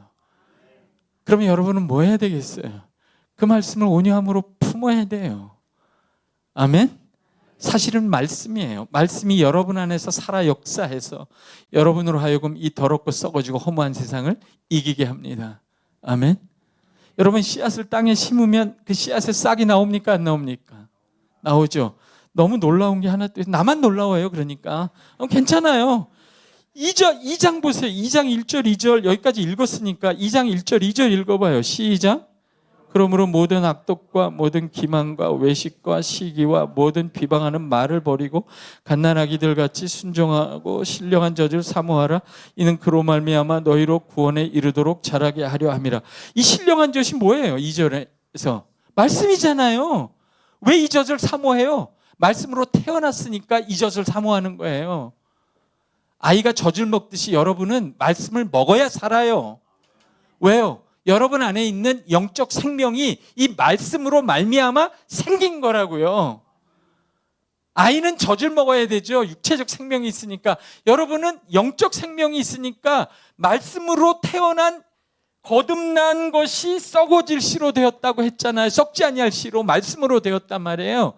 여러분의 영적 생명 자체가 말씀으로 태어난 것이기 때문에 그 말씀을 먹어야 사는 거예요. 근데 그 말씀의 특징이 여러분을 깨끗하게 하고 살았고 영원한 특징이 있잖아요. 그 말씀을 계속 먹으면 어떻게 되겠어요? 여러분이 날마다 더 깨끗해지고 더 죽음을 이기고 더 영원한 사랑으로 충만해지겠죠. 그러면 세상을 이겨요? 안 이겨요? 이기죠. 그 말씀이 여러분 안에 씨앗처럼 떨어져서 싹이 나기 시작하면 그 말씀 안에서 깨끗하고 살아있고 영원한 사랑이 나와요. 그러면 뭐가 바뀌어요? 이거 보세요. 22절부터 1장 22절부터 25절까지 말씀 얘기를 하고 2장부터 왜 갑자기 말 얘기를 해요? 말, 너희가 하는 말. 여러분 안에 이 말씀이 씨앗처럼 떨어져서 깨끗하고 살아있고 영원한 사랑을, 생명을 피워내면요, 이거 보세요. 제일 먼저 바뀌는 게 여러분의 말이에요. 더럽고, 이거 보세요. 악독, 더러운 거잖아요. 기만, 헛된 거잖아요. 속이는 거잖아요. 외식, 겉다르고 속다른 거잖아요. 허무한 거잖아요. 시기, 비방, 죽이는 거잖아요. 이거 봐, 이게 다 세상에 있는 거거든요. 독이거든요. 더럽고 썩어지고 허무한 것들이거든요. 이런 말을 버리게 된단 말이에요. 여기까지만 할게요. 이게 세상을 이기는 방법이에요. 왜냐하면 하나님도 말씀으로 세상을 지어 창조하셨지만 여러분도 여러분의 말로 여러분의 인생을 창조해 가요.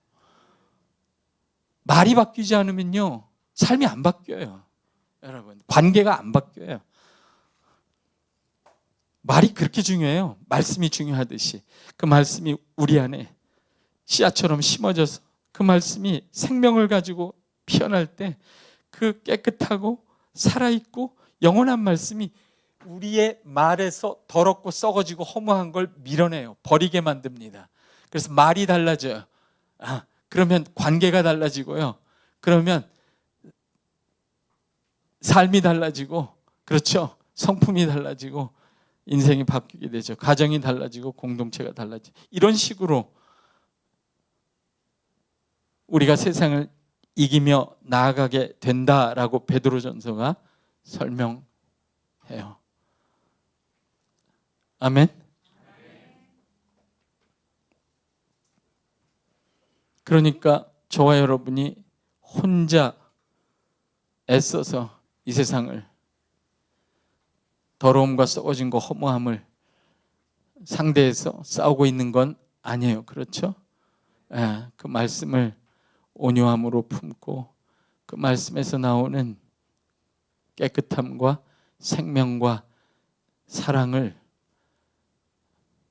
마음으로 품어서 그걸 말로 나타내기 시작하고 그걸 살기 시작함으로 세상을 넉넉히 이겨가시기를 주의 이름으로 축복합니다.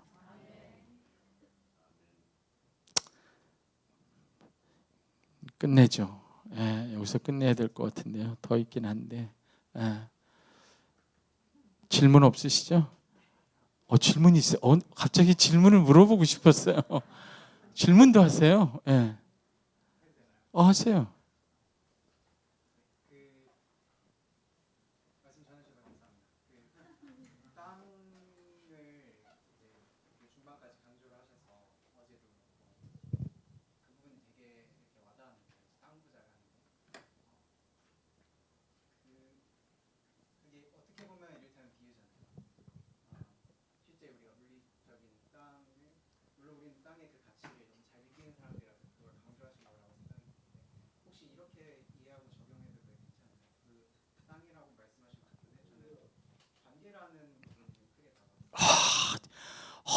너무 멋있다.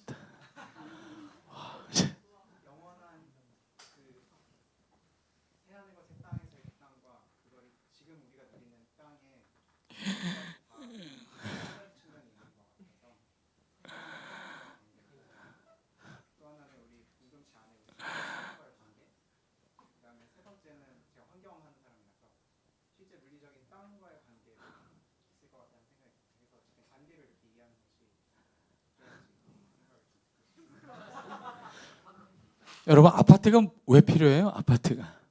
그 안에 신혼부부가 들어가서 살 게 아니라면 공간은 의미가 없어요. 공간이라는 거, 집이라는 건 공간을 위해 존재하고요. 공간은 관계를 위해 존재하는 거예요. 사귐을 위해서. 여러분, 새하늘과 새 땅에 갔는데 아무도 없어. 하나님도 없고. 그걸 거꾸로 생각하면 우리가 받은 새하늘과 새 땅의 가장 핵심적인 본질은 관계일 거라는 생각을 하게 되죠. 따라오세요? 그래서 적과 꿀이 흐르는 땅이라고 했을 때 하나님은 사람들이 알아듣게 얘기하세요. 팍꽂히게 얘기하세요. 탁월한 교사예요. 이거 복잡하게 설명 안 해요. 적과 꿀이 흐른다. 혹하잖아요. 근데 40년 동안 관계를 가르쳐요.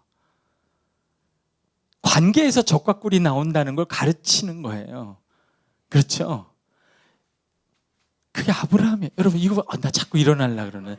진정해야 돼. 아브라함에게 얘기했어요. 아브라함에게. 네, 안 일어날래요. 아브라함을 찾아가서 약속합니다. 너는 내가 이르는 땅으로 가라. 내가 지시할 땅으로 가라. 아브라함은 나그네니까 땅을 생각했겠죠. 평생 돌아다니고 땅 한 평 없는 나그네가 하나님 아파트를 준다는데 좋잖아요. 교회 열심히 나오는 거예요. 내가 너에게 지시할 땅이야. 땅도 특정하지도 않았어. 지시할 땅이에요. 지시할 때까지 기다려야 돼, 같이. 그렇죠? 어디로 올라가는지 봐요. 내가 너에게 지시할 땅으로 가라 그래 놓고 네가 어디로 가든지 내가 너와 함께하고 널 저주하는 자에게 내가 저주하고 내가 너를 축복하는 자에게 축복한다. 난 네 편이다. 그리고 하나님과 동행합니다. 아브라함이. 그 무수한 세월 동안 동행해요. 자기가 실패했을 때도 동행하고 아내를 누이로 팔아먹을 때도 하나님이 자기와 함께 있다는 걸 알게 됐어요. 나그네로 수많은 땅을 자기 땅 없이 걸어 다녔지만 수없이 경험하는 거예요. 내가 어느 땅을 돌아다녀도 하나님은 나하고 함께 하시는구나. 그리고 나이 들어서 여러분, 아브라함이 생각을 하죠. 하나님이 말한 땅은 손으로 짓지 아니한 땅일 것이다. 어쩌면요, 아브라함이 도착할 땅, 하나님이 지시한 그 땅은요, 어쩌면요, 아브라함이 하나님과 동행했던 모든 날들이었을 수도 있어요.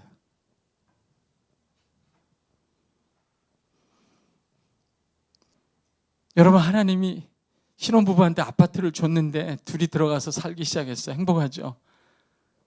그런데 2달 만에 서로 싸우고 헤어졌어요. 그러니까 아파트에 무슨 의미가 있어요? 제 말 이해하세요? 제가 아주 어렸을 때 봤던 이 드라마를 기억하시는 분은 연배가 굉장히 오래된 분이에요. 초원의 집이라는 드라마가 있었어요. 저녁마다 봤거든요. 흑백 TV 아니었나요? 그때 흑백, 그 서부의 초원의 집, 그 서부 개척기인데요. 인디안들하고 싸우는.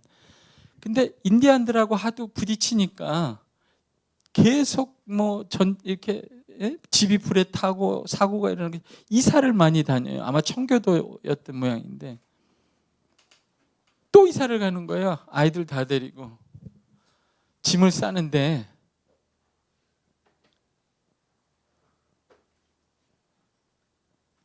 그때 제가 저런 여자하고 결혼해야 되겠다 그런 생각이 들었는데 그 여자가 한 말이 있었어요. 그때 아마 영어로 내가 자막을 읽었을 텐데 왜 영어로 기억나는지 모르겠어요. 남편에게 짐을 다 싸고 애들은 죽 서 있고 말이 끄는 마차에다가 짐 쫙 싸고 이제 이사를 참 한 10번째쯤 되는데 그 아내가 이렇게 얘기해 남편한테. 남편이 미안하잖아요. 가장으로서. 여보 또 짐 싸게 해서 미안해 이사 가야 돼. 그러니까 아내가 이렇게 Wherever you go, there is my home. 난 저런 여자하고 결혼해야 되는지 어렸을 때 굳게만 Wherever you go, there is my home. 관계가 장소가 된 거죠. 어쩌면 하나님이 아브라함에게 내가 너에게 지시할 땅이라는 건 내가 너와 함께 가는 모든 곳을 얘기했을 수도 있지 않을까. 여러분이 가는 모든 길의 끝에는 그분이 계세요. 근데 그분이 여러분과 지금 함께 있으면 거기가 여러분의 길의 끝이에요. 이런 시적인 표현을 다시 해요? 여러분의 가는 길의 끝에 그분이 계신데 그분이 이 가는 길에 여러분과 함께 있으면 여기가 여러분의 길의 끝이라고, 다 도달하신 거라고. 그래서 쉴 수 있는 거예요. 우리는 이 나그네 길에서도 우리는 마치 새하늘과 새 땅에 온 것처럼 날마다 쉴 수 있어요. 수고하고 무거운 짐진 자들아 다 내게로 오라. 내가 너를 쉬게 하리라. 여러분이 새하늘과 새 땅에 가야 쉬는 게 아니에요. 나에게로 오라. 내가 너희를 쉬게 하리라. 네가 나와 함께 있으면 그 어디나 하늘나라예요. 네가 나하고 함께 걷는 모든 길이 새하늘과 새 땅이에요. 새하늘과 새 땅에 가서 가장 행복한 게 뭐냐면 그분이 당신과 얼굴을 보고 영원히 당신과 함께 있을 거라는 거예요. 근데 그걸 지금 여기서 할 수 있다면 여기가 새하늘과 새 땅이 뭐가 달라요? 본질이에요. 그게 임마누엘이 새하늘과 새 땅의 본질이에요. 새하늘과 새 땅은 그 전체가 성전이에요. 성전이 뭐예요? 하나님과 함께 있는 거예요. 여러분은 인생과 신앙의 목적지에 이미 도달한 거예요. 따라해보세요. 목적지에 도달했나요? 쉬자. 쉽시오. 쉬세요. 그분과 함께 매일 쉬세요. 뭐 할 것도 없고요. 이룰 것도 없어요. 그분과 함께 날마다 동행하는 모든 날이 쉬는 날이에요. 아멘. 여기 연애하러 갈 때 꼭 목적지에 가야 돼요? 둘이 만나는 순간 서로의 목적지에 도달한 거잖아요. 여기 커플이 아닌가? 커플이 아닌 것 같은 얼굴을 하고 그러지? 그렇게 안 느껴요? 서로 만나면 그렇죠. 목적지에 온 거잖아요. 둘이 어딜 가든지 일정이 어그러지든 말든, 그죠? 바다에 빠지든 산에 올라가든 둘이 있으면 목적지에 도달한 거예요. 아멘? 여러분, 그게 코이노니아예요.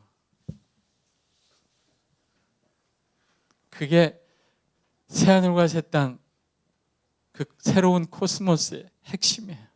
본질이에요. 하나님과 함께 영원토록 거하는 거예요.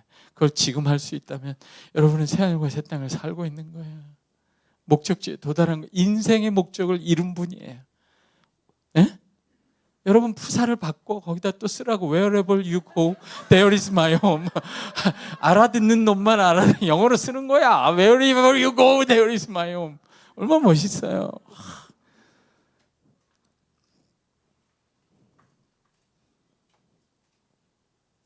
초막이나 궁궐이나 주에서 모신 것이 그 어디나 하늘나라. 그러니까 여러분은 It is finished. 끝난 사람들이에요. 더 이상 세상에서 경쟁할 것도 없고 얻을 것도 없고 부러울 것도 없어요. 다 잃어도 아무것도 잃은 게 없고요. 더 얻어도 더 영광이 될 것도 없어요. 가장 영광스럽고 영원한 분을 얻었고 그분과 함께 있어요. 그게 뭐가 더 필요해요? 저도 이제 집에 가서 쉴래요. 다 쉬는데 왜 나만 이걸 해야 되냐고. 나도 쉬고 싶다고. 질문 참 잘해. 왜 질문을 내가. 난 이런 거 한 번도 안 하거든. 근데 이건 하나님이 마무리하신 걸로 우리가 간주하고. 자, 오늘 깊은 안식에 들어갑시다. 기도합시다. 하나님 아버지, 뭐가 그렇게 아쉽고 바쁘고 안달이 나고 불안하고 초조하게 살았는지 하나님이 우리를 하나님 자신과 그 하늘의 은총과 그 많은 영광과 생명과 유업으로 채워 주시옵소서. 이 땅에 있지만 하늘의 풍성한 아버지께 풍성한 모든 것으로 충만하게 채워 주시옵소서. 하여 주님과 함께 우리 안에 심어진 이 말씀의 능력으로 하나님 날마다 더 거룩한 나라에 살게 하여 주옵소서. 날마다 더 두려움이 없는 생명의 나라에서 살게 하여 주옵소서. 날마다 더 허무하지 않은 사랑의 나라에서 살게 하여 주옵소서. 하나님 날마다 더 더러움에서 나오게 하여 주옵소서. 날마다 더 빛 가운데 들어가게 하여 주옵소서. 날마다 더 죽음의 두려움에서 나오게 하시고 생명의 기쁨 속에 살게 하여 주옵소서. 하나님 날마다 허무한 일에서 벗어나서 영원토록 의미 있는 사랑의 삶을 살게 하여 주시옵소서. 영원한 나라를 이 땅에 주님과 함께 살게 하여 주옵소서.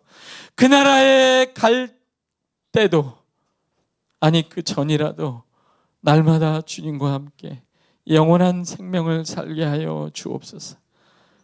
이 귀한 하늘의 성도들에게 하나님 만복으로 채워 주시옵소서. 감사하며 예수님의 이름으로 기도합니다.